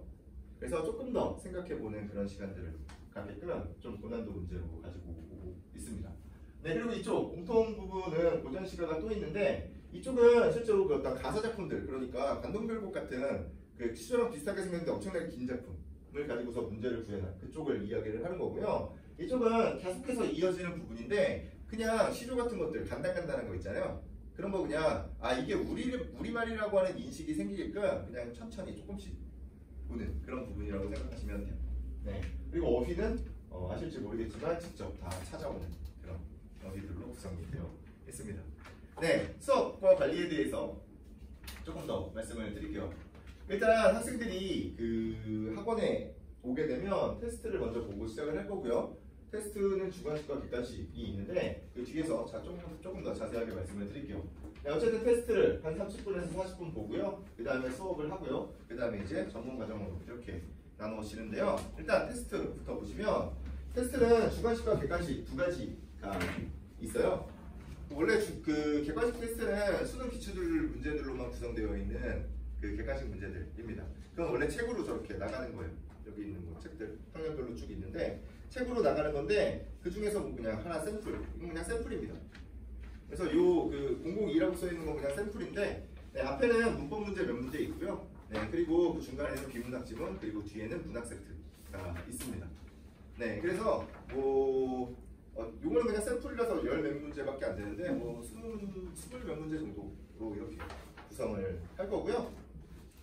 네, 그리고 그 노트북에 막 물음표 막 그려져 있는 이런 그림이 있는데 이게 어휘 테스트입니다. 네, 주관식 테스트인데 뭐 기본적으로는 어휘를 기반으로 하고 있다라고 생각하시면 될 것 같아요. 네, 그래서 뭐 조금 더 자세히 보시면 이 테스트지에 뭐가 있냐면 어휘가 있어요. 네. 근데 저희는 어휘 시험을 보는 게 조금 다르기는 합니다. 뭐가 다르냐면 보통 이제 제가 어휘를 가지고서 어떤 시험을 본다라고 생각을 했을 때 가장 편한 방법, 가장 편하고 저한테 가장 유리한 방법은 뭐냐면 어휘를 가지고서 책을 하나 만들어 주는 거거든요. 어휘 책 많이들 나오죠? 학원마다. 어휘 책을 하나 만들어 주는 거예요. 그래서 어휘 책을 이렇게 딱 주고서 오늘은 몇 강 외워와라. 그걸 한 40강으로 구성해 놓으면 되거든요. 몇 강 외워와라. 그리고 그 중에서 한 몇백 개 중에 한 50개 정도 시험을 볼게. 그러면서 40개 이하면 재시험. 이러면 전 엄청나게 편하고요. 일단 편하고요. 그리고 책을 팔 수 있어서 돈도 벌 수 있거든요. 네, 근데 저는 그렇게 하지는 않아요. 네, 무조건 본인이 이번 주에 읽어본 글, 문제 풀어본 글, 그 안에 있는 단어를 본인들이 직접 찾아오고 그 다음에 그 직접 찾아온 걸 기반으로 어휘 테스트를 해요. 엄청나게 많은 숫자의 것들, 단어들을 막 외우는 그런 게 중요한 게 아니라 본인이 봤던 것에서 본인이 확인해 본 그 어휘를 이렇게 봤을 때 어휘 능력이 훨씬 더 크게 향상이 되기 때문에 그래요. 네, 그래서 그런 식으로 구성을 하고 있다는 거. 그래서 시간이 되면 품사나 예문, 품사까지는 무조건 써야 되고요. 네, 예문은 시간이 없으면 조금 나중에 쓰셔도 돼요. 뭐 이렇게 구성을 하고요. 문법은 그냥 문법 부분은 그 뒤에 보시면 문법표 이렇게 나와 있거든요. 뭐 품사 이렇게 적는 것도 있고요. 방금 그 주관식 시험에서 뒷부분이 그렇습니다. 네, 어떤 표에서 그냥 빈칸 채우기 같은 건데 이건 그 문법 용어들에 대해서 조금 익숙해지기 위해서 네, 그냥 계속해서 반복적으로 쓰는 겁니다. 근데 아까 전에도 제가 말씀드렸다시피 실제로 문법에서 엄청나게 그냥 그 습관적으로 이렇게 나올 수 있게끔 그렇게 외워야 되는 그런 용어들은 몇 개 안 돼요. 그래서 이게 요 표들이 몇 가지가 있는데 그냥 몇 가지가 계속해서 반복됩니다. 그래서 너무 쓰기 귀찮으면 그냥 체언이면 치읓만 써라 이렇게 얘기합니다. 그래도 충분해요. 어쨌든 그거에 대해서 익숙해지기만 하면 되기 때문에 그렇습니다. 그리고 옆에는 시조 해석하는 부분 좀 이렇게 구성이 되어 있어요. 네, 그리고 수업에 대한 이야기인데요. 수업은 뭐 온라인과 오프라인으로 같이 무조건 진행이 되고요. 네, 그리고 나서 뭐 나중에 수업에 만약에 빠졌다 그러면 뭐 동영상을 봐주고, 네, 그리고 나중에 뭐 과제장 같은 거 제출하면 되는데요. 어쨌든 근본적으로 생각을 하는 건 무조건 그 글만 보고서 판단할 수 있는 내용들을 기반으로 하고 있다는 거예요. 다른 배경 지식에 대해서는 얘기하고 싶지 않습니다. 특히 비문학 때 그렇죠. 근데 밑에는 이제 교과서와 참고서에 있는 그런 배경 지식은 이야기한다라고 되어 있는 건 국어과와 관련되어 있는 얘기면 당연히 해야죠. 그렇죠? 어떤 문법 지식이라든지 아니면 고전 시가가 이렇게 등장을 했을 때 그때 당시 어떤 사회적인 배경이라든지 이 정도는 얘기를 합니다. 네, 근데 비문학글 같은 것들에 대해서는 그냥 별로 신경을 쓰지 않죠. 게다가 시 또는 소설 같은 것들을 보더라도 일단은 무조건 텍스트만 가지고서 접근할 수 있는 그 부분을 먼저 이야기를 하고 그 다음 배경은 이야기를 할 겁니다. 배경부터 얘기하고 시작하지는 않을 거예요. 네, 그리고 밑에 보시면 질문과 답변으로 특정 주제에 대해서 자유롭게 토론한다라고 되어 있는데 실제로 인원수가 제가 처음에 학원 열었을 때는 거의 가능했는데 지금은 뭐 아무리 적어도 그래도 이게 자유롭게 토론할 만큼은 안 되고요. 다만 제가 계속해서 질문을 던지는 편이에요. 수업 시간에 질문을 계속해서 던지는데 이 질문을 던지는 이유가 실제로 학생들이 무언가 이렇게 표현해보는 게 되게 중요하기 때문에 그래요. 네, 실제로 본인들이 어떤 그 대답을 해보는 것이 되게 중요하고요. 그 과정에서 어휘 능력도 되게 많이 향상이 됩니다. 네. 그래서 아까 전에도 잠깐 말씀드렸다시피 부모님들이 이제 대화를 해주는 게 되게 중요하다고 얘기를 했었잖아요. 사실 학생들이 아무리 착한 학생이라고 하더라도 그 친구들끼리 있으면 기본적으로 어떤 비속어나 아니면 뭔가 이렇게 그 유행하는 그런 한 시대에만 딱 쓰는 그런 유행하는 말들을 많이 사용을 해요. 근데 어른들이랑 얘기할 때 최소한 그런 것들을 최대한 안 쓰려고 노력을 하잖아요. 그럼 그 자리에 계속해서 어휘들이 채워지는 거라고 생각하시면 됩니다. 네, 그래서 계속해서 물어보는 그런 부분들이 있고요. 또 한 가지 질문을 하는 이유는 제가 저희 학원은 뭐 1등급 성적표를 가지고 와라 라든지 아니면 뭐 입반 테스트를 본다든지 뭐 이런 것들을 안 합니다. 이게 왜 그걸 안 하냐면 사실 그걸 해야 학원이 커지거든요. 금방. 그렇죠. 그래야 학원이 금방 커요. 네, 근데 그걸 안 하는 이유는 기본적으로 이게 수능 시험의 국어는 실제로 그렇게 어려운 게 아니기 때문이에요. 어느 정도의 성실함을 가지고 있으면 어찌됐든 누구나 도달할 수 있는 것이기 때문입니다. 네, 그래서 안 보는데 문제는 뭐냐면 그렇기 때문에 그 여태까지 공부한 정도 또는 어떤 문해력의 수준이 조금씩 다를 수가 있잖아요, 학생들이. 그렇죠? 그래서 질문을 계속해서 하면서 어디부터 설명을 해야 될지에 대해서 제가 이렇게 선을 계속해서 긋는 겁니다. 네, 그래서 뭐 그런 의미들에서 이렇게 질문을 막 하고 답을 하고 뭐 이렇게 하다 보니까 수업 시간이 조금 길어지는 경우들이 종종 있어요. 뒤에 조금. 뭐 그렇습니다. 최대한 맞추려고 노력을 하고 있는데. 네, 어쨌든 이런 식으로 수업이 진행될 거고요. 그 얘기는 아까 전에 뭐 비문학 지문 보시면서 어느 정도 보셨을 것 같고요. 네, 보통 이제 소형학원 또는 이제 뭐 중소형 학원에 요구하시는 것들이 대부분 이제 점검이나 관리에 대한 부분이겠죠. 네, 일단 이 관리 또는 점검하는 부분은 일단 그 숙제를 해오면 숙제 자체가 다 그 서술형이거든요. 저희는 다 서술형입니다. 그래서 그 서술형 테스트들을 이제 학생들이 이제 그 앞에 문제 푸는 그 과정에서 서술형 과제장을 제가 다 걷어요. 걷어서 먼저 제가 이렇게 확인을 합니다. 네, 확인을 다 한 다음에 그걸 이제 제가 그 물리적으로 다 타이핑을 칠 시간은 없기 때문에 그 어떤 부분과 그 과제장과 관련되어 있는 부분을 그 조교분이 첨삭을 해주는 거죠. 제가 먼저 체크를 하고 그 다음에 조교분이 첨삭을 합니다. 근데 저희는 그 조교분이랑 애초에 그 예시답안을 기반으로 해서 뭔가 이렇게 공유가 되어 있어요. 많이 사람들이 틀리는 부분이라든지 이런 것들이 공유가 되어 있기 때문에 좀 조교분이 잘 훌륭하신 분이 이렇게 써주고 있고요. 그 다음에 수업한 후에는 이제 첨삭 내용이 나가거든요. 네, 그러면 그 첨삭 내용이 나가고 그리고 예시답안도 함께 나갑니다. 그래서 그 예시답안이랑 첨삭 내용이랑 그리고 본인이 쓴 거랑 이렇게 조금 생각해보는 거죠. 네, 그리고 밑에 보시면 과제 중에 클리닉이 있다라고 얘기하는데 이게 뭐 모든 사람들이 다 와야 되는 그런 클리닉은 아닙니다. 네, 그냥 일단 그 서술형으로 과제가 주어지기 때문에 쓰기가 어렵잖아요. 그래서 어려움을 느끼는 학생들은 그냥 자발적으로 오면 돼요. 또는 강제로 와야 되는 경우가 있는데 강제로 오는 경우는 숙제가 일정 수준 이하일 경우 숙제가 일정 수준 이하 제가 생각하는 일정 수준 이하일 경우에는 강제로 오게 만듭니다. 그래서 보통은 평일에 학교 끝나고 뭐 바로 이렇게 잠깐씩 들르고 이렇게 하고 있어요. 네, 그래서 안 오면 첫 주에는 뭐 이렇게 안 오면 부모님께 이렇게 연락을 드립니다. 처음에는 그냥 둘이서 약속을 잡고요. 그 다음에 안 왔을 때 부모님께 연락이 가고 그 정도 생각하시면 되고요. 네, 과제가 실제로 어떻게 구현되는지를 한번 보시면 요 과제장인데요. 네, 하나는 그 책상 그림 있는 것 중에 하나는 그 조금 깨끗하고요. 하나는 조금 지저분하죠. 네, 이 깨끗한 부분은 학생들에게 실제로 나가는 거 샘플이고요. 빈칸이죠. 그리고 이 지저분한 거는 학생들이 직접 써온 걸 저희가 계속해서 스캔해서 보관하고 있는 겁니다. 그래서 학생들이 쓴 예시라고 보시면 되는데 일단 첫 부분은 정답의 근거를 쓰는 부분으로 구성이 되어 있어요. 우리가 그 공부를 할 때 특히 국어 공부 중에 문학 공부를 할 때 이건 이게 무슨 그냥 이거잖아. 아무 이유 없이 또는 감이잖아. 이렇게들 얘기하는 경우들이 있는데 실제로 그런 경우는 존재하지 않습니다.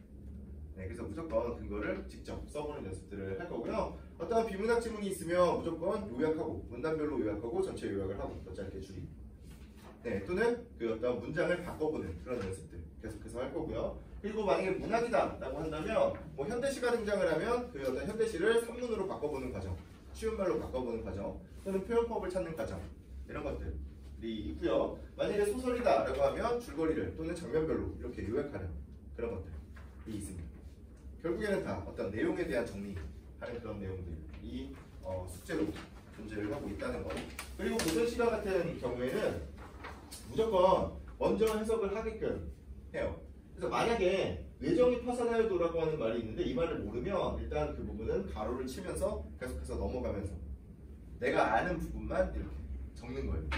네, 그리고 나서 나중에 그 어떤 해설지를 보고서 이게 무슨 단어였다 라고 하는 걸 채우는 겁니다.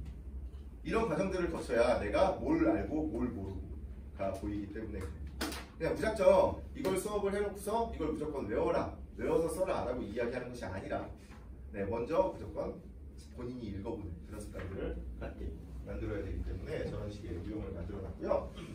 밑에 어휘인데요. 맨 끝에 보시면 어휘가 있는데 실제로 되게 종이 낭비처럼 보이는 부분이 있어요. 한 페이지에 어휘가 7개밖에 안 들어가거든요. 그럼 되게 종이 낭비 같잖아요. 근데 사람들이 되게 빽빽하게 의외로 채워놨죠. 이게 세 줄로 보통 쓰게 만드는데 첫 번째는 이 단어가 무슨 뜻일지를 먼저 생각해봐서 써보게 하는 거예요. 그리고 두 번째는 사전적 정의를 찾아오는 거죠. 그래서 이 사전적 정의가 다음 주 주관식 테스트가 되는 겁니다. 그리고 세 번째는 예문 하나씩 쓰는 거죠. 근데 제가 드린 그 자료에는 이게 없는데 이 학생은 있죠. 이따유 모양형이라고 써있는 부분이 있거든요. 이건 한자입니다. 그래서 한자 자체를 쓸 필요는 없는데 이 한자가 어떤 뜻인지는 써보는 게 좋습니다. 그래서 사실 뭐 요새는 다 인터넷 사전 사용하잖아요. 그렇죠? 그래서 그냥 클릭만 하면 되기 때문에 이렇게 이것까지 써보라라고 얘기해요. 사실 이 한자, 우리말은 한자 비중이 엄청나게 높아서 이 한자를 하나하나 확인하는 것만으로도 어휘력이 엄청나게 올라갑니다. 그럴 수밖에 없겠죠? 사실 어른들은 진짜 처음 보는 단어 나와도 이게 무슨 뜻인지 대충 알잖아요. 그렇죠? 그게 글자가 어떤 뜻인지를 대충 알고 있기 때문인데 학생들은 그런 부분이 조금 약하기 때문에 이런 것들을 한다라고 생각하시면 되고요. 그리고 나서 성적표가 나가는데 성적표 이 앞쪽은 이제 성적이 쭉 누적되는 뭐 그런 부분이고요. 뒤쪽이 이제 첨삭 내용이 붙어서 나갑니다. 성적표 샘플이에요. 그래서 뭐 앞면은 뭐 당장은 뭐 중요한 게 아니고요. 어쨌든 저쪽 첨삭 내용 어떻게 숙제를 하고 있는지에 조금 더 집중해서 봐주시면 좋을 것 같습니다. 어쨌든 뭐 제가 준비한 건 여기까지고요. 그 뒤에 마지막으로 질문과 답변이 있는데요. 뭐 지금 가셔야 되는 분들은 가셔도 좋고요. 어차피 영상 다시 보내드릴 거거든요. 시간이 엄청나게 길죠. 일반적인 설명에 비해서. 자주 물어보시는 질문들을 제가 몇 가지 정리를 해 놓았습니다. 첫 번째, 과제 시간이 얼마나 걸리는지에 대한 이야기들 많이 하시죠? 이게 다 서술형이다 보니까 과제 시간이 너무 오래 걸린다라고 얘기들을 하시는데 제가 애초에 이 수업을 기획을 했을 때는 하루에 한 30분에서 1시간 정도를 투자를 하고 그걸 한 4일이나 5일에 이렇게 걸쳐서 나눠서 했으면 좋겠다라고 생각을 했었어요. 그래서 진짜 빠른 학생들은 한 2시간 남짓이면 할 수 있고요. 오래 걸리는 학생들은 뭐 익숙하지 않으면 한두 끝도 없이 걸리는, 다 완성하지 못하는 그런 경우들도 있습니다. 그럴 경우에 학원으로 보내주시면 돼요. 학원에 와서 하면 됩니다. 근데 제가 이거 과제 시간에 대해서는 사실 옛날에 학원에 있을 때부터 조금 컴플레인을 되게 많이 받았어요. 왜 그럴 수밖에 없었냐면 어떤 선생님이 어떤 학부모님이 아니 뭐 숙제하는데 7시간이 걸리냐 뭐 이런 말씀들을 하셨는데 뭐 저는 사실 별 문제가 아니라고 생각을 하거든요. 왜냐면 다른 과목, 뭐 수학 같은 그런 과목들이랑 비교하는 건 좀 웃기긴 하지만 다른 과목 그 숙제하는 시간에 비하면 7시간이라고 할지라도 그렇게 많은 시간은 아니잖아요. 그렇죠? 일주일에 7시간인데 하루에 1시간인데 게다가 만약에 그 학생이 뭐 딴짓하다가 7시간이 지나갔어 라고 이야기한다면 그러면 뭐 문제가 되겠죠. 근데 그거 한번 요약 한번 해보겠다고 그거 읽고 또 읽으면서 한번 파악을 하고 써보고 썼다 지우고 이런 과정들을 거치고 있었다면 그것만큼 좋은 국어 공부가 어디 있겠습니까? 그래서 뭐 아무런 상관이 없다. 대신 어려움을 느낀다면 학원으로 직접 보내주시면 되더라. 밑에 그 쓰기를 싫어하는 이과 남학생도 과제를 할 수 있냐라고 말씀을 하시는데 최근에 네, 요즘 시대는 남학생과 여학생의 어떤 차이가 없는 그런 시대가 되어버렸죠. 네, 그래서 아무 상관이 없습니다. 놀라시겠지만 아까 전에 보신 그 자료로 드린 그 과제장이 남학생이 쓴 거고요. 아까 전에 제가 PPT로 띄워놓은 이 부분이 여학생입니다. 네, 그래서 아무런 상관이 없더라고요.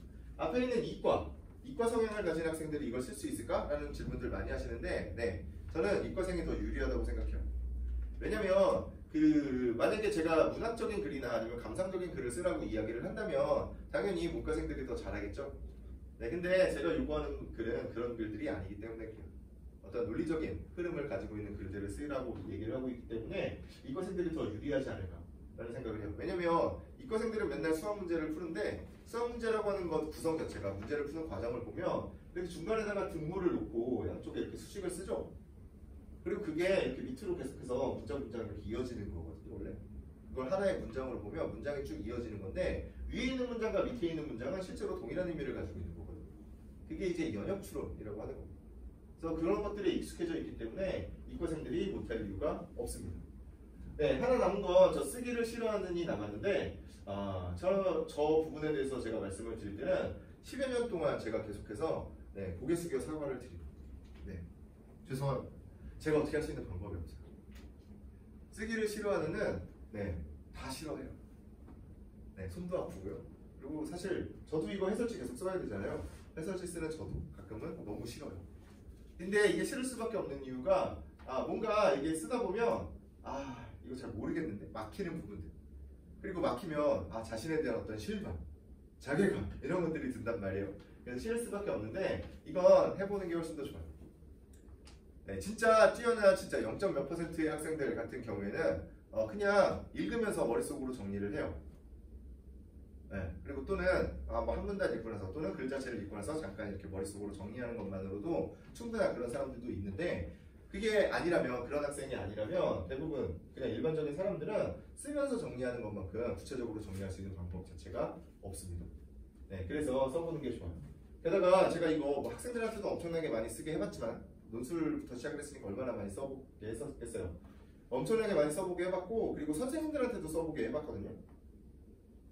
그러니까 뭐 제가 이걸 뭐 해설지 같은 것들을 제가 뭐 따라다니면서 뭐 평생 다 써줄 수는 없잖아요. 그래서 직접 한번 써보세요 라고 이렇게 얘기를 해봤는데 잘 안 써요. 특히 뭐 이 국어 선생님들이 쓰려고 하겠어요? 다 이제 조교한테 맡기고 뭐 보통 이런 식입니다. 근데 그렇게 이제 본인이 직접 그걸 써보지 않은 사람들은 이걸 수업을 하는 그런 사람임에도 불구하고 이걸 가지고서 이제 그 직업적으로 이걸 국어 과목을 이야기하면서 돈을 버는 그런 사람임에도 불구하고 문해력이 향상되지 않습니다. 몇 마디 나눠보면 진짜 답답한 소리 하고 있습니다. 계속해서. 네, 그래서 이건 누구나 해보는 게 좋다. 네, 근데 싫은 건 어쩔 수가 없다. 네, 밑에 어려서 책을 많이 안 읽었어도 상관없냐라고 말씀들 많이 하시는데 네, 전혀 상관없습니다. 네, 일단 많이 읽었을 때 좋아질 가능성이 있는 부분들도 분명히 있죠. 근데 이 동네에서 그 역효과가 나는 부분들이 사실 훨씬 더 많아요. 주변에 얘는 뭐 어려서 책을 많이 읽어서 뭐 수능 시험은 그냥 잘 볼 수 있어 라고 얘기하는 사람도 분명히 있지만 많은 사람들이 어떻게 얘기를 하냐면 우리 애는 어려서 책도 많이 읽었는데 이거 저 등급이 되게 낮게 나온다 라고 얘기하시는 분들 되게 많고요. 네, 그리고 또 얘는 뭐 책 한 번 안 읽어봤는데 되게 수능 그 모의고사 성적 잘 나온다 라고 얘기하는 그런 사람들도 많습니다. 이게 결국에는 어떤 그 딱 독서의 양이 중요한 게 아니라 어떤 그 글이든 아니면 뭔가를 볼 때 어떤 생각을 얼마나 하느냐가 중요한 거기 때문에 그렇습니다. 네, 그래서 여태까지 책을 많이 안 읽은 건 사실 별로 상관이 없어요.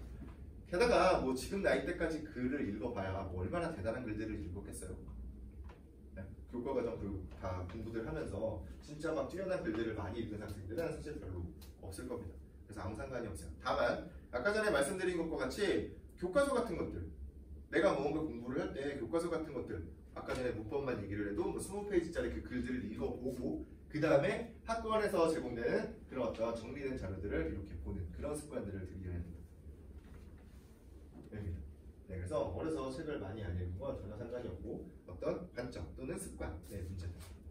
네, 그거 부분만 말씀드리고 싶고요. 네, 내신 수업은 어떻게 진행되냐라는 말씀을 하시는데 뭐 이제 와서 뭐 내신 수업 일단 계속반이 존재하고 있기 때문에 네, 내신 수업은 그냥 거의 없다고 생각하시면 돼요.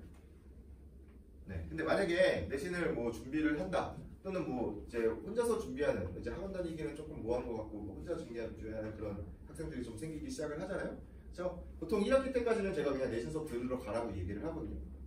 근데 2학기 때부터는 뭐 만약에 혼자 공부한다거나 그러면 제가 이제 그 어떤 그 시험 범위가 나오면 그 시험 범위와 관련되어 있는 자료 정도는 제가 만들어주고 네, 그래서 그거 이제 문제 좀 풀어보고 문제집 같은 거 만들어주면 풀어보고 그리고 막 진짜 질문 있으면 제가 원래 수업할 때 여기 전화번호를 적어놓거든요. 개인 전화번호를. 네, 그래서 개인 전화번호로 전화 또는 문자로 질문하면 되고요. 그리고 질문할 게 많다 그러면 보통 그 시험 보기 한 일주일 전쯤에 그 시험 범위 공부한 거 가지고 와서 이렇게 얘기 한 번씩 해보고 그렇게 합니다. 네, 그래서 일단 내신 수업은 없다라고 생각하시면 되고요. 그리고 고등부 쪽에서는 그 K 국어원이랑 비슷한 수업이냐고 엄청나게 많이들 물어보시는데 기본적으로 비슷한 수업일 수밖에 없죠.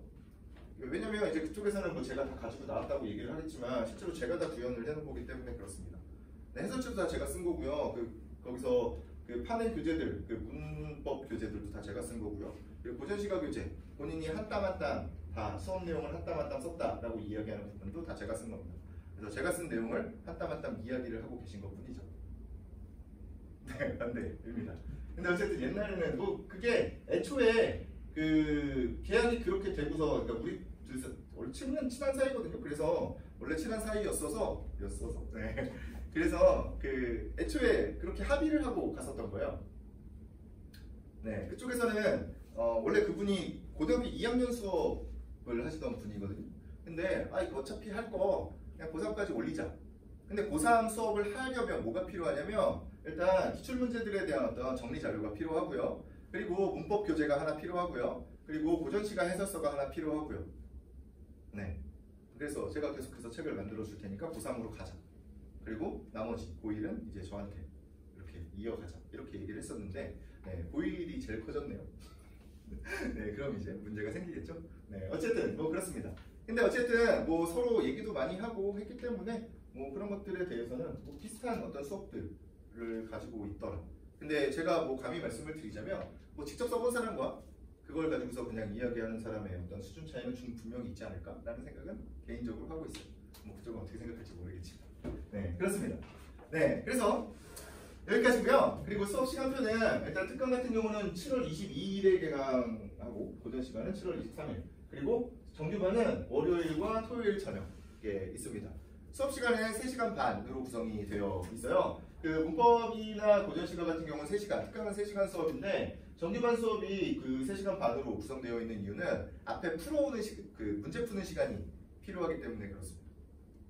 네, 그래서 이렇게 구성되어 있다는 걸 말씀을 드리고 싶습니다. 네, 어쨌든 뭐 오늘 고생하셨고요. 그 질문이 있으시면 저거 끄고 그냥 편하게 말씀하시는 게 훨씬 더 좋겠죠? 네, 근데 어쨌든 제가 오늘 결론적으로 말씀을 드리고 싶은 건 일단 어떤 인식을 가지고 있어야 되냐면 수능은 어려운 시험이 아니다.